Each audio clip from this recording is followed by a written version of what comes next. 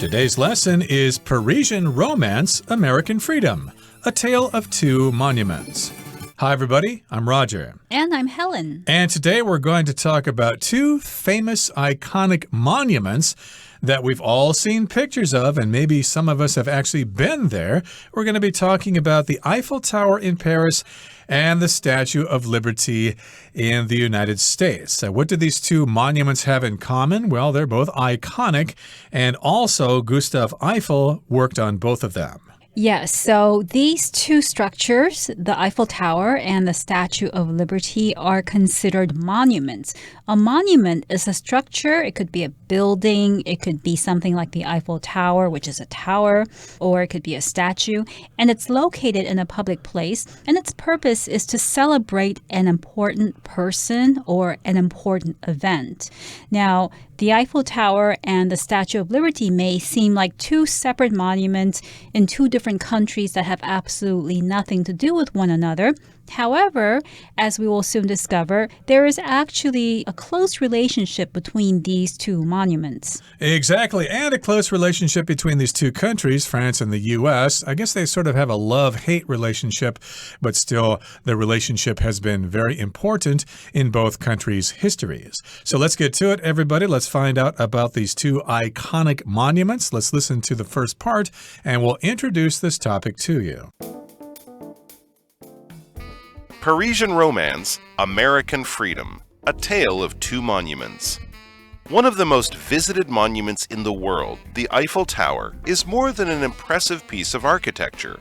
It is an icon of French culture and history. One of the most visited monuments in the world, the Eiffel Tower, is more than an impressive piece of architecture. It is an icon of French culture and history. So the first part of the lesson focuses on the Eiffel Tower, which is located in Paris. And even though many people have seen it in pictures or in person, and it's very famous, it's not just an impressive piece of architecture. It's not just impressing because of its size or its age. It's also an icon of French culture and history.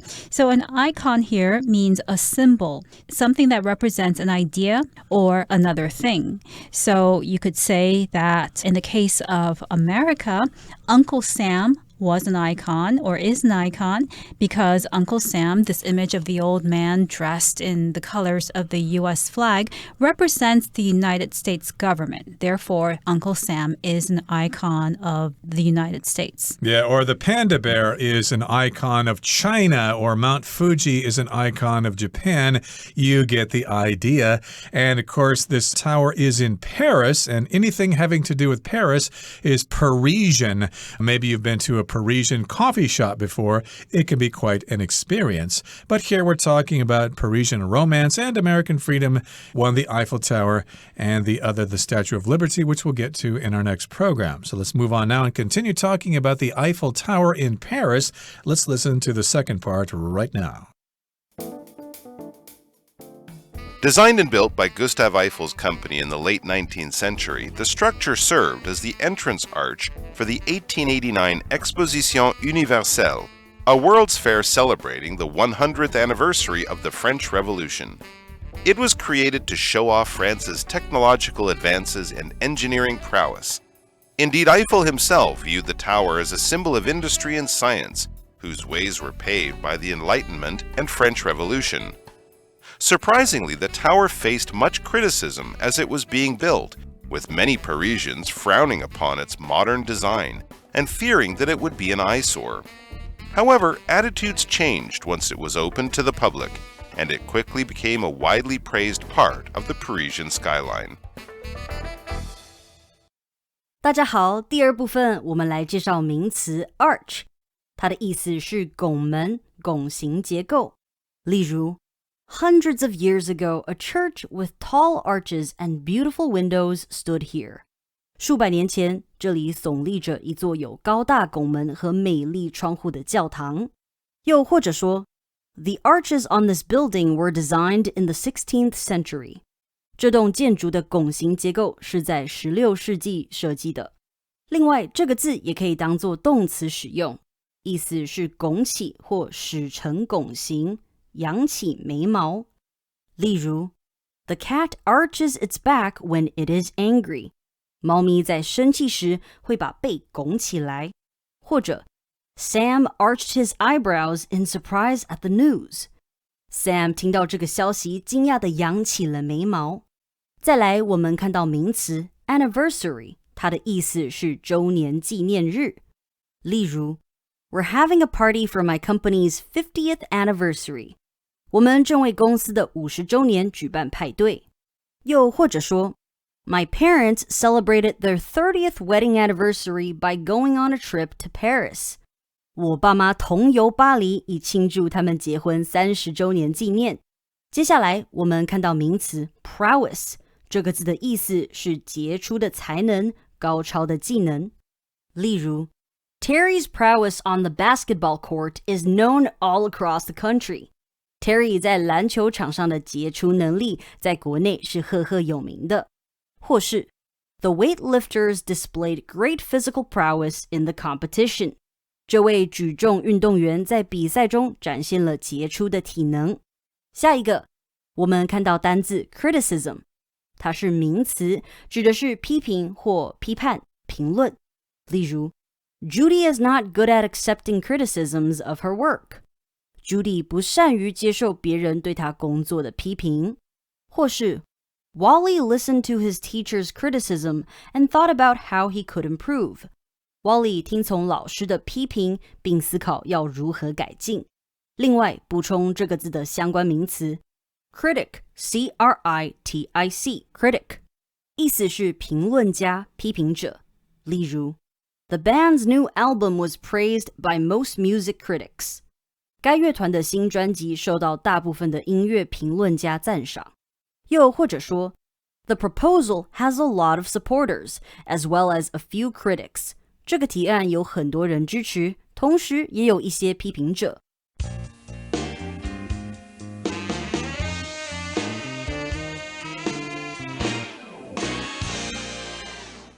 Designed and built by Gustav Eiffel's company in the late 19th century, the structure served as the entrance arch for the 1889 Exposition Universelle, a world's fair celebrating the 100th anniversary of the French Revolution. So this sentence basically describes the history of the Eiffel Tower, who it was built by, and what it was for. So we know that it was built by somebody named Gustav Eiffel, and that's how the Eiffel Tower got its name, and that it was built in the late 19th century. So it was built around the late 1800s. And this structure, the Eiffel Tower, served as the entrance arch for an event that's called the 1889 Exposition Universelle. So an arch here is basically a curved structure that sits on top of or around a door or a window. Exactly. And of course, a famous arch in the United States is the arch in St. Louis, Missouri.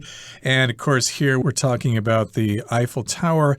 And yes, indeed, it does have this shape, at least at the bottom. It was the entrance arch for this World Fair that took place in Paris way back in 1889. And of course, it has a French name here, Exposition Universelle. I hope I said that right.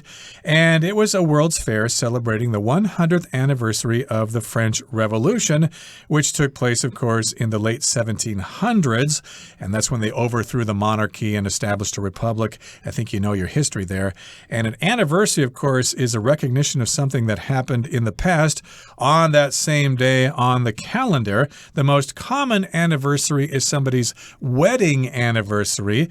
Like tomorrow is my wife and I's 20th wedding anniversary, for example. Boy, I better get her a present or she's going to be really angry. And of course, anniversaries can be for other things too. In this case, it's the 100th anniversary of the French Revolution, which implies that the French Revolution took place in 1789. Yes, and the Eiffel Tower was created to show off France's technological advances and engineering prowess. So back then, it probably wasn't very easy to build something like the Eiffel Tower because it's made of metal and it's very big, and they probably didn't have all of the usual machines that were able to do it, but somehow the French pulled it off because they had technological advances. They were very good technologically. They had this knowledge to be able to build the Eiffel Tower, and they also had engineering prowess. So prowess here just means great skill in anything, basically. You can talk about somebody's athletic prowess. If that person is very athletic, can run really quickly or can lift heavy things. Or you can talk about somebody's social prowess if that person is able to make friends very easily, very capable of talking to people and making people feel at ease. So prowess basically means skill in a particular area. Right. So France wanted to show the world that it was technologically advanced and it had engineering skills or prowess. And indeed, in this light, Eiffel himself viewed the tower as a symbol of industry and science whose ways were paved by the Enlightenment and French Revolution. Okay, so this is how Eiffel himself viewed the tower. Here, to view doesn't mean he was just looking at it with his own eyes. It means he was expressing his opinion. He saw the tower as a symbol of industry and science. So, of course, industry is manufacturing things and creating structures. Of course, science, of course, you know what that is.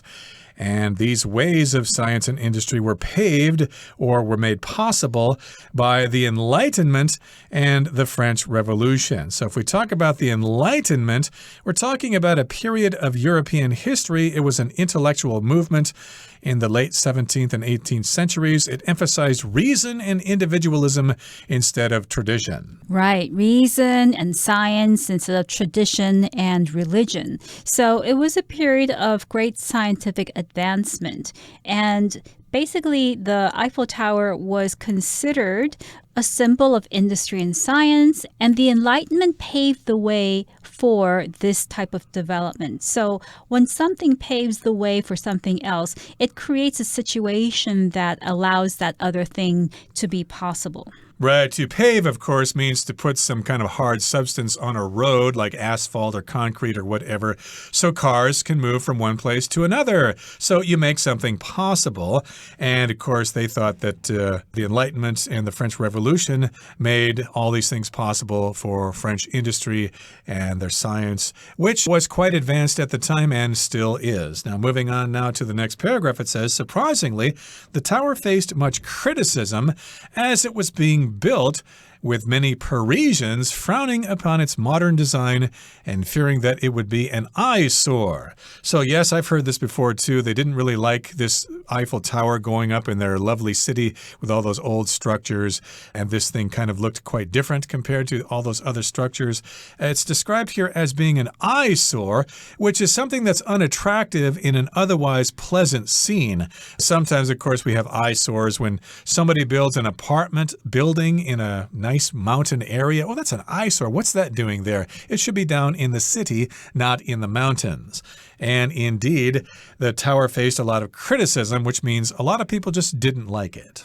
Yes, and they didn't like it because they thought that it was an eyesore, so they frowned upon its design. When you frown upon something, you don't approve of it. You look at it in a negative way. Literally, when you frown, your eyebrows come together and you have a sour expression. That's the reaction that you get when you look at something you don't like or when you hear news that's not good news. So you frown. But the phrasal verb to frown upon something basically means you don't approve of it. You don't want that thing to exist. Right. I could say, for example, Paul frowned on his son's idea of going camping with his friends on the weekend. He didn't really like that idea. So in this case, lots of Parisians did not like this modern design. They frowned on it. They were like, oh, I don't like that. And of course, they thought it was an eyesore. However, attitudes changed once it was open to the public, and it quickly became a widely praised part of the Parisian skyline. The skyline, of course, refers to the general physical characteristics of the buildings in the central part of the city. Of course, in Taipei, we've got different skylines all over the place. There's not one particular area that has all the buildings. There's like an area in the east and an area in the west part of the city. But, of course, one of the most iconic skylines in the world is that in Hong Kong. Right, or you could say that the skyline of Taipei City is defined by Taipei 101 building, which soars up in the air. Okay, that brings us to the end of the second part of our lesson for today. Let's wrap things up now, continuing to talk about the Eiffel Tower in the third part. Let's listen. Today, the Eiffel Tower is a symbol of not only technological advancement, but also the city of romance itself. Its unique outline has been captured in countless paintings, books, photographs, and films, which have carved its image in the global consciousness. 第三部分我们看到名词 consciousness 指的是意识、感觉或觉悟。例如 After getting hit on the head with a baseball, Brian briefly lost consciousness. Brian 被棒球砸到头后，短暂的失去意识。又或者说 After regaining consciousness, the athlete was noticeably unsteady on his feet. 在恢复意识后，这位运动员明显脚步不稳。另外，去掉这个字的字尾 NESS 就会变成形容词 conscious 指的是有意识的、故意的。例如 Ted is very environmentally conscious and only uses green products. Ted 很有环保意识，他只选用环保产品。再举一个例子 Julie is very money conscious right now because she is trying to save for a trip. Julie 现在很有金钱意识，因为她在努力为旅行存钱。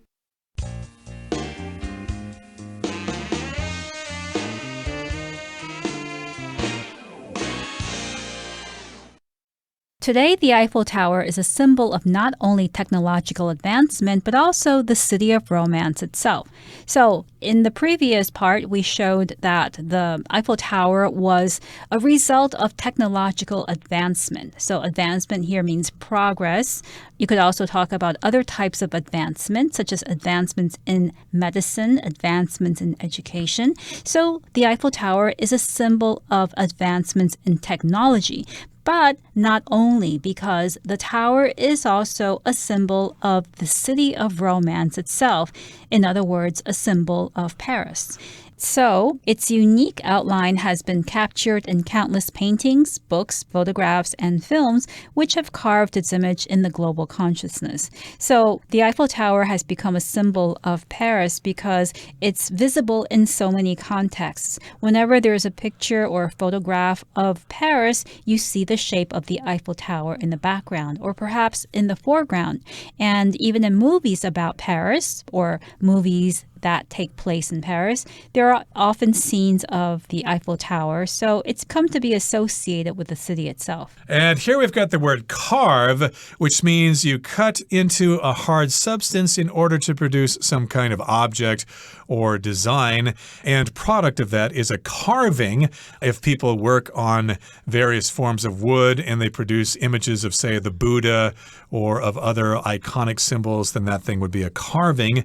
And the phrase here is to carve something into someone's consciousness, which means to basically make someone aware of that thing. And of course, whenever somebody mentions the word Paris or France, they will think of that one thing. So these films and these paintings and these books have all carved the image of the Eiffel Tower into all of our consciousness. Consciousness here just refers to what you're thinking about when you're awake. Your subconscious, of course, is in your brain, and we don't really control that so much.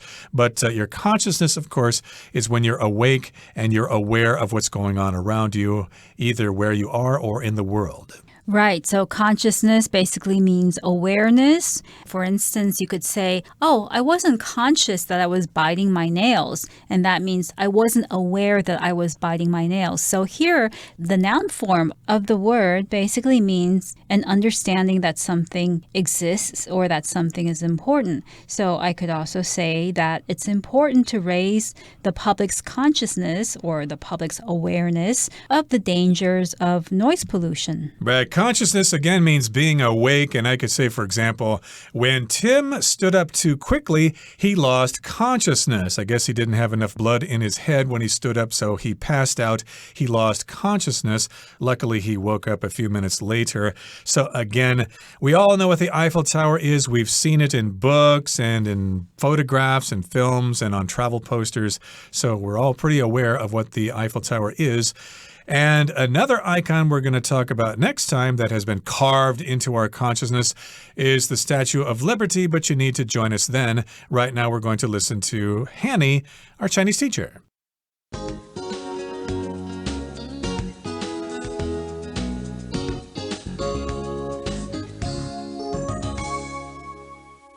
各位同学大家好，我是 Hanny。 我们来看今天的文法重点。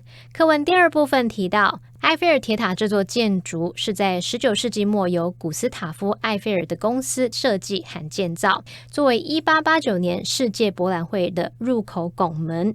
那么文中它是用到 served as the entrance arch 来表达作为入口拱门。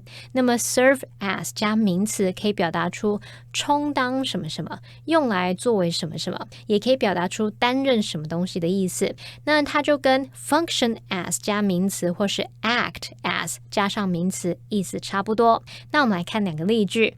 Humor can serve as a tool to lighten the mood。幽默可以作为一种缓和气氛的工具，或是 She has served as the organization's advisor for many years。 她担任那个组织的顾问已经很多年了。那接着读到课文第3部分的第1句，他写道 Today, the Eiffel Tower is a symbol of not only technological advancement, but also the city of romance itself. 如今埃菲尔铁塔不仅是科技进步的象征，也是浪漫之都本身的象征。那这边我们要整理的是 not only ... but also ... 的用法。 Not only but also 是可以表达不止什么什么还怎么样，不仅怎么样而且怎么样。那它是配对连接词，必须用来连接2个词性相同的字词。像 She did it not only for herself, but also for her children. 她做那件事不只是为了自己，也是为了孩子。好，现在如果我们是要连接2个主词，这时候动词要配合最靠近它的主词哦。举例来说， Not only the dining table, but also the chairs need to be replaced. 不只是餐桌，还有椅子都需要换掉。那动词 need 是配合最靠近它的主词 the chairs， 所以我们这边是用 need 而不是用单数动词 needs。接着呢，如果我们要把 not only 摆在句首，用来连接2个子句时，注意 not only 后方的子句要倒装哦，也就是我们要把 be 动词或助动词移到主词前方，形成 not only 加 be 动词加主词，或者是 not only 加助动词加主词加动词这样的句型结构。至于 but also 在连接子句的时候啊， but 跟 also 可以择一省略。如果我们要保留 also， 特别注意这个 also 是要摆在 be 动词之后或是一般动词之前，所以呢结构会是 but 主词 also 一般动词，或者是 but主词 be 动词 also ...好，我们造2个例句。 Not only is he a talented actor, but he's also a great singer. 他不仅是个有天分的演员，也是个很出色的歌手。所以我们看到是用 not only is he ... 那后半句是 but he's also， 这个 also 是摆在 be 动词 is 的后方。下一个例句是 Not only did she lose her keys, but she also lost her phone. 她不但把钥匙弄丢，连手机也弄丢了。那我们前半句用到 Not only did she ...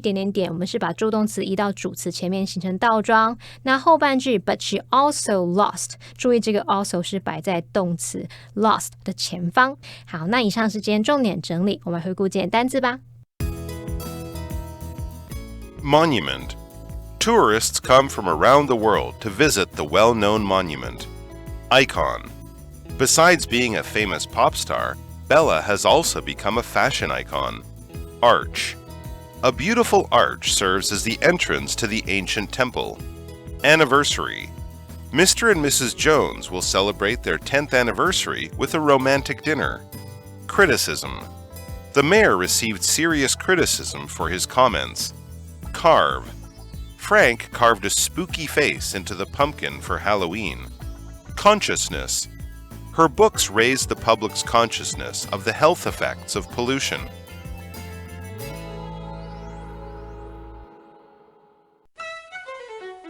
Well, everyone, today's article has come to an end, and I sure hope you enjoy reading along with us.